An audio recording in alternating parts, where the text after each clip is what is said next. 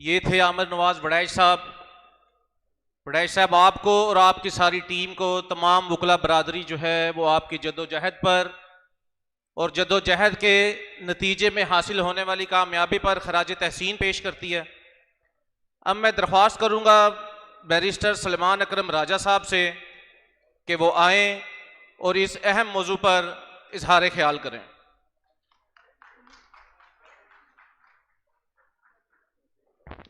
بسم اللہ الرحمن الرحیم۔ مورو کے شہداء کو سلام پیش کرتا ہوں۔ ہمارے سندھ، بلوچستان، خیبر پختونخوا، اسلام آباد سے آئے دوستوں کو سلام پیش کرتا ہوں۔ لاہور بار کے اکابرین کو سلام پیش کرتا ہوں۔ پنڈال میں اسٹیج پہ بیٹھے تمام دوستوں کو سلام پیش کرتا ہوں۔ میری گزارش یہ ہے آپ سے، یہ ایک وکلاء کا اجتماع ہے۔ وکلاء پر ہر معاشرہ اور بالخصوص ہمارا معاشرہ ایک بھاری ذمہ داری ڈالتا ہے۔ یہ ذمہ داری یہ ہے کہ ہم اپنے لوگوں کو، اپنے عوام کو، اپنی قوم کو بتاتے رہیں، تنبیہ کرتے رہیں، بشارت دیتے رہیں کہ ان کے حقوق کیا ہیں اور ان کے حقوق پر ڈاکہ کیسے ڈالا جا رہا ہے۔ اس وقت صورتحال یہ ہے کہ پاکستان کے عوام کو محکوم بنا دیا گیا ہے۔ جو ڈاکہ پاکستان کے الیکشن پر پڑا 8 فروری 2024 کو، اس کے بعد سے ہم سب ایک محکوم لوگ ہیں۔ ہمارے اوپر ایک جھوٹ اور فریب پر مبنی نظام مسلط کر دیا گیا ہے، اور اس نظام کے نتیجے میں جو کچھ بھی سامنے آ رہا ہے وہ مزید ہماری آزادیوں کو سلب کر رہا ہے۔ ہم پر مزید جھوٹ مسلط کیے جا رہے ہیں، اور 26ویں آئینی ترمیم اسی جھوٹ کے نظام کا ایک شاخسانہ ہے۔ ہمارا یہ فرض بنتا ہے کہ ہم پورے معاشرے کو سمجھائیں کہ اس 26ویں آئینی ترمیم نے کیا کیا ہے ہمارے ساتھ۔ جو الیکشن لوٹا گیا، اس کے بعد اس لوٹ کو چھپانے کے لیے ہمارے عدالتی نظام پر حملہ کیا گیا۔ یہ بات بالکل واضح تھی کہ اگر عدالت آزاد ہوتی، عدالتی نظام آزاد ہوتا، تو جو الیکشن کو لوٹا گیا تھا وہ لوٹ سامنے آ جاتی، ہماری الیکشن پٹیشنیں کامیاب ہو جاتی، ملک میں ایک بار پھر حقیقی نمائندے جو ہیں وہ پارلیمان میں آ کر بیٹھ جاتے، اور ملک میں سچائی پر مبنی، جمہوریت پر مبنی نظام قائم ہو جاتا۔ لیکن جن لوگوں نے الیکشن پر ڈاکہ ڈالا 8 فروری 2024 کو، انہیں یہ قبول نہیں ہے۔ انہیں قبول نہیں ہے کہ اس ملک میں جمہوریت ہو۔ یہ روش کوئی نئی نہیں ہے، 78 سال سے اس ملک میں یہی ہو رہا ہے۔ جمہوریت پر شب خون مارا جاتا ہے۔ تو جو شب خون 8 فروری 2024 کو مارا گیا، اس کو دوام بخشنے کے لیے، اس واردات کو چھپانے کے لیے یہ ضروری تھا کہ عدلیہ پر حملہ کیا جائے۔ آپ کے سامنے رہے کہ 8 فروری 2024 کے بعد عدلیہ میں کچھ نہ کچھ حرارت موجود تھی۔ عدلیہ نے کچھ نہ کچھ فیصلے ایسے ضرور دیے جس سے طالع آزماؤں کے، مقتدرہ کے جو عزائم تھے ان کو دشواری پیش آئی۔ اور 2 بڑے فیصلے ہیں جو ہمارے سامنے آتے ہیں۔ ایک فیصلہ نومبر 2023 کا، جس میں سپریم کورٹ نے یہ کہا، ایک 5 رکنی بینچ نے، کہ سویلین کی ٹرائل فوجی عدالت نہیں کر سکتی۔ آپ کسی سویلین کو پکڑ کر ایک کرنل صاحب کے سامنے ایک بند کمرے میں پیش نہیں کر سکتے کہ اس کی سزا جزا کا فیصلہ وہ کرنل صاحب بوٹ میں، وردی میں بیٹھ کر کریں۔ یہ ممکن نہیں ہے۔ ہمارا آئینی نظام یہ تقاضا کرتا ہے، اور میں تھوڑی گفتگو آئینی اور وکیلانہ کرنا چاہوں گا آج، تاکہ ہم جا کر پورے معاشرے کو بتا سکیں کہ ہوا کیا ہے۔ ہمارا آئین یہ کہتا ہے کہ آرٹیکل 175(3) کے تحت یہ ممکن نہیں ہے کہ کوئی ایسی عدالت قائم کی جائے جس میں بیٹھنے والا جج انتظامیہ کا ممبر ہو، انتظامیہ سے اس کو لیا جائے۔ انتظامیہ میں اور عدلیہ میں ایک خلیج قائم کر دی گئی ہے۔ عدلیہ کی آزادی اس بات پر مبنی ہے کہ عدلیہ کے جو جج ہیں وہ انتظامیہ کا حصہ نہ ہوں۔ ایک زمانہ تھا کہ ڈپٹی کمشنر عدالت لگاتا تھا، کمشنر عدالت لگاتا تھا، فوجداری مقدمات بھی سنے جاتے تھے۔ تو آئین نے یہ کہا، آرٹیکل 175(3) نے، پلیز بھائی، 175(3) نے یہ کہا جو 1987 میں نافذ العمل ہوا. 1973 کے آئین میں لکھ دیا گیا تھا کہ آرٹیکل 175(3) کا نفاذ آئندہ ہوگا. اس مدت کو بڑھایا گیا اور بالآخر 175(3) کا نفاذ 1987 میں ہوا.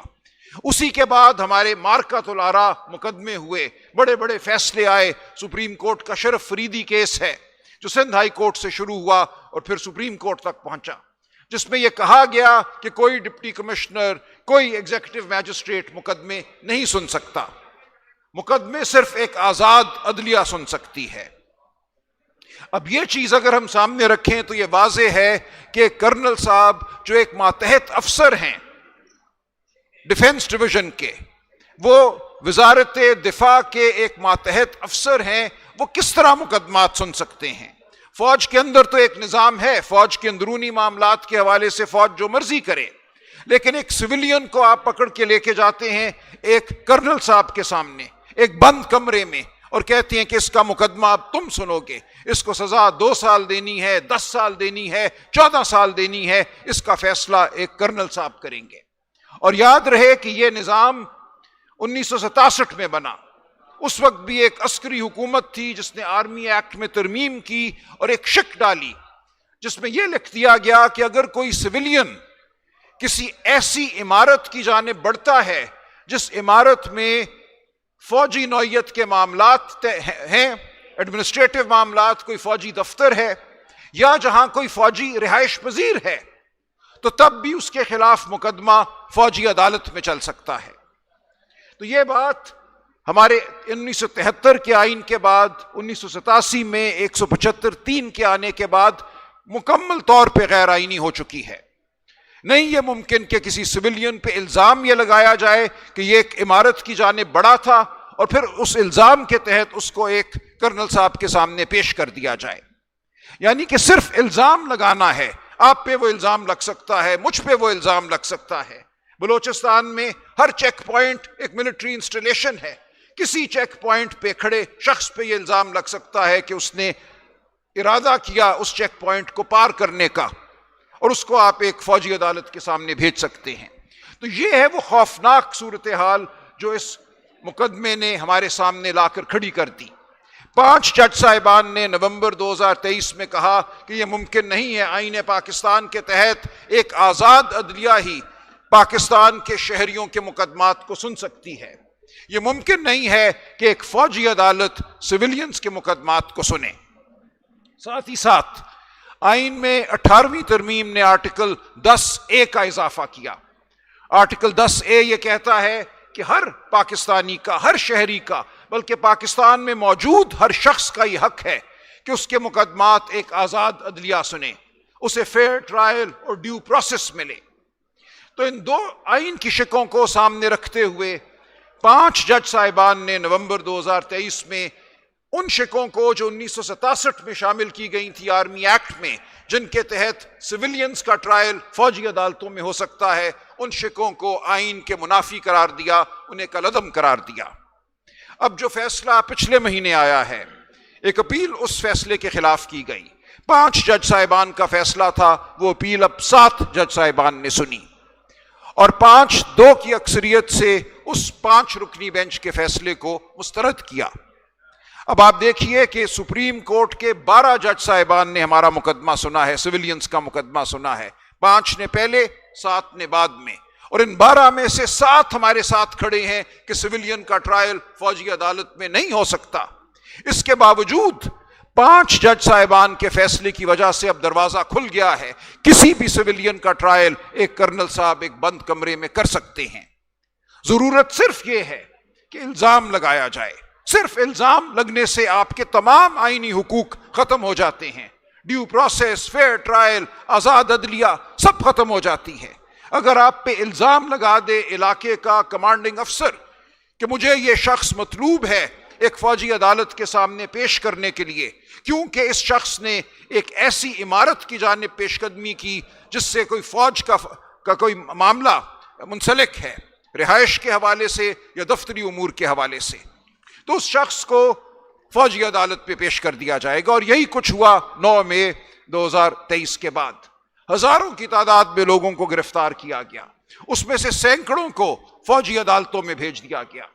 عمران خان صاحب پہ بھی یہ الزام ہے کہ وہ فوجی تنصیبات پر یا فوجی عمارتوں پر پیش قدمی کے ماسٹر مائنڈ ہیں۔ عدالت میں یہ کہا گیا کہ ہم عمران خان کو بھی فوجی عدالت میں پیش کرنا چاہتے ہیں، لہٰذا 5 ججوں کے فیصلے کو مسترد کیا جائے، اور 5-2 کی اکثریت سے ایک 7 ممبر بینچ نے یہ سانحہ ہم پہ برپا کر دیا۔ یہ ایک ٹریجڈی ہے، یہ ایک سانحہ ہے، یہ فیصلہ تاریخ معاف نہیں کرے گی، یہ ایک سیاہ فیصلہ ہے۔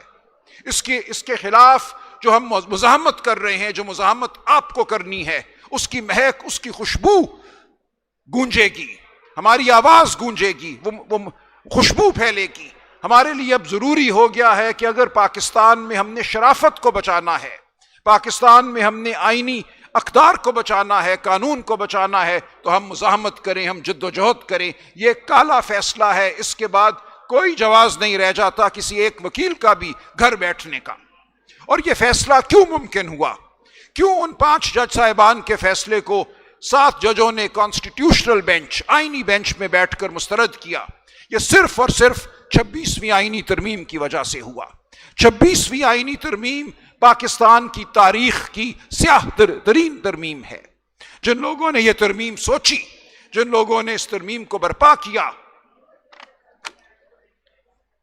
ان کا مقصد پاکستان میں آزاد عدلیہ کو ختم کرنا تھا، پاکستان میں شہریوں کی آزادی کو ختم کرنا تھا، پاکستان میں ایک خوف کا نظام قائم کرنا تھا۔ اور جن لوگوں نے 26ویں آئینی ترمیم کے پاس ہونے میں ساتھ دیا جابر قوتوں کا، وہ ہمارے مجرم ہیں اور آخر تک ہمارے مجرم رہیں گے، ان کو معاف نہیں کیا جا سکتا۔ اس آئینی ترمیم نے ہمیں فوجی عدالتوں کا فیصلہ دیا، آپ، میں، ہم سب فوجی عدالت میں جا سکتے ہیں۔ اور یاد رہے فوجی عدالت ہے کیا؟ میں نے کہا تھا میں تھوڑی وکیلانہ گفتگو کروں گا۔ فوجی عدالت میں جو جج ہیں وہ کرنل صاحب ہیں، ان کے ساتھ 2 میجر بھی بیٹھ جاتے ہیں۔ وہاں کوئی شہادت ایسی ریکارڈ نہیں کی جاتی جس کو وکیل باہر لے کر آ سکے اور اس پہ غور کر سکے۔ جو فیصلہ دیا جاتا ہے وہ گلٹی، ناٹ گلٹی دیا جاتا ہے، کوئی ڈیٹیلڈ ججمنٹ نہیں لکھی جاتی۔ اس فیصلے کے خلاف اپیل کہاں جاتی ہے؟ وہ آرمی چیف کے پاس اپیل جاتی ہے، اور اس کے بعد کوئی اور اپیل نہیں ہے۔ لہٰذا ایک ایسا نظام ہے جو ایک بند کمرہ ہے، یہ ایک تاریک کنواں ہے جس میں کسی کو بھی پھینکا جا سکتا ہے۔ تو یہ وہ بات ہے جو آپ نے پورے معاشرے کو بتانی ہے، سمجھانی ہے کہ ہمارے ساتھ کیا ہو چکا ہے، کیا سانحہ برپا ہو چکا ہے۔ اسی طرح دوسرا مقدمہ، دوسرا فیصلہ جس کو اوورٹرن کرنا، جس کو رد کرنا مقصود ہے، وہ مخصوص نشستوں کا معاملہ ہے۔ 8 فروری 2024 کو جو الیکشن پر حملہ ہوا، اس کے باوجود پاکستان تحریک انصاف پاکستان کی سب سے بڑی سیاسی جماعت بن کر پارلیمان میں ابھری۔ پاکستان کے عوام نے کروڑوں کی تعداد میں ووٹ ڈالا۔ ہمارے پاس ہمارا سمبل نہیں تھا، یہ پہلا الیکشن تھا جہاں ووٹر کینڈیڈیٹ کو ڈھونڈ رہا تھا، ہمیں ووٹر کے پاس نہیں جانا پڑا۔ اس عظیم الشان جمہوری جذبے کو تباہ کرنے کا ایک منصوبہ بنایا گیا، اور وہ یہ تھا کہ پہلے تو آپ نے ہمارے ممبران کو ناجائز فارم 47 کے ذریعے اسمبلی میں نہیں آنے دیا۔ جو لوگ لاکھ کی لیڈ سے جیتے ہوئے تھے ان کے نتیجے تبدیل کیے گئے۔ پنجاب میں یہ ہوا، سندھ میں یہ ہوا، کراچی میں ہم 21 سیٹیں جیتے ہوئے تھے پی ٹی آئی، بلوچستان میں ہم نے بہت سیٹیں جیتی۔ ان تمام سیٹوں کو چھین کر ان کو دیا گیا جن کے پاس صرف 16 سیٹیں تھیں پورے ملک میں، اور ان کی حکومت کو ہم پہ مسلط کیا گیا۔ جو بھی تھا اس کے باوجود ہم پارلیمان میں گئے۔ ہم نے پارلیمان میں تقاضا کیا کہ جو سیٹیں آپ نے ہمیں دی ہیں ان کے تناسب سے خواتین اور جو غیر مسلموں کی مخصوص نشستیں ہیں وہ ہمیں دی جائیں۔ وہ الیکشن کمیشن نے ہمارا مطالبہ، پی ٹی آئی کا، پاکستان کے عوام کا مطالبہ، کیونکہ یاد رکھیے یہ سیٹیں پاکستان کے عوام کی سیٹیں ہیں، کسی ایک سیاسی جماعت کی سیٹیں نہیں ہیں، یہ مطالبہ رد کیا۔ ہم پشاور ہائی کورٹ گئے، وہاں بھی داد رسی نہ ہوئی۔ اس کے بعد ہم سپریم کورٹ آئے، وہاں ایک 13 رکنی بینچ نے ہمارا مقدمہ سنا اور 8-5 کی اکثریت سے یہ فیصلہ دیا کہ جو 80 ممبران ہیں یہ پی ٹی آئی کے ممبران ہیں، ان کے تناسب سے ان کو خواتین کی اور غیر مسلموں کی نشستیں صوبائی اسمبلیوں میں بھی اور قومی اسمبلی میں بھی دی جائیں گی۔ اب اس فیصلے کے خلاف نظر ثانی کی درخواست ہے، اور یہ پہلی تاریخ کی نظر ثانی کی درخواست ہے جس میں فیصلہ لکھنے والے جج شامل نہیں ہیں بینچ میں۔ ایک نیا بینچ 26ویں آئینی ترمیم کے ذریعے ترتیب دیا گیا، وہی آئینی بینچ، اور اس آئینی بینچ میں جسٹس منصور علی شاہ شامل نہیں ہیں، جسٹس منیب اختر شامل نہیں ہیں، جسٹس اطہر من اللہ شامل نہیں ہیں۔ یہ وہ لوگ ہیں جنہوں نے فیصلہ لکھا تھا۔ ان کو باہر کرنے کا مقصد صرف اور صرف یہ ہے کہ اس فیصلے کو الٹایا جائے اور مخصوص نشستیں ہم سے چھین کر، پی ٹی آئی سے چھین کر، پاکستان کے عوام سے چھین کر ان لوگوں کو دی جائیں جنہوں نے در حقیقت 16 سیٹیں جیتی ہیں قومی اسمبلی میں۔ خیبر پختونخوا اسمبلی میں ایسی پارٹیاں ہیں جنہوں نے در حقیقت 3 سیٹیں جیتی ہیں، ان کو اب 10 مخصوص نشستیں مل جائیں گی۔ تو یہ ہے وہ سانحہ جس کے خلاف ہم لڑ رہے ہیں۔ بطور وکیل ہمیں یہ جزیات لوگوں کو بتانی ہیں، معاشرے کو بتانی ہیں۔ ہمارے بھائی وڑائچ صاحب نے کراچی سے کہا کہ کنفیوژن ہے لوگوں کے دماغ میں، لوگوں کے ذہن میں کہ 26ویں ترمیم ہے کیا۔ تو اس کنفیوژن کو ہم نے دور کرنا ہے۔ 26ویں آئینی ترمیم نہ صرف عدلیہ پر حملہ ہے، یہ جمہوریت پر حملہ ہے، ہمارے انسانی حقوق پر حملہ ہے۔ ہم سب اب اس کا ہدف ہیں۔ ہم میں سے کسی کو بھی کسی کرنل صاحب کے سامنے پیش کیا جا سکتا ہے۔ تو یہ وہ گزارشات ہیں جو میں چاہتا ہوں کہ ہم بطور وکیل پورے معاشرے تک پہنچائیں، پورے معاشرے کو بتائیں کہ 26ویں آئینی ترمیم کوئی پی ٹی آئی کا یا عمران خان کا معاملہ نہیں ہے، یہ ہم میں سے ہر فرد کا معاملہ ہے۔ پی ٹی آئی ایک جنگ لڑ رہی ہے، لیکن یہ جنگ صرف پی ٹی آئی کی جنگ نہیں ہے، یہ عمران خان کی جنگ نہیں ہے، یہ پورے پاکستان کی جنگ ہے، یہ جمہوریت کی جنگ ہے۔ تو اس جنگ میں ہمیں شامل ہونا ہے۔ آپ کا پی ٹی آئی میں ہوں، آپ پی ٹی آئی میں نہ ہوں، بطور شہری، بطور وکیل آپ کو اس جنگ کا حصہ بننا ہے۔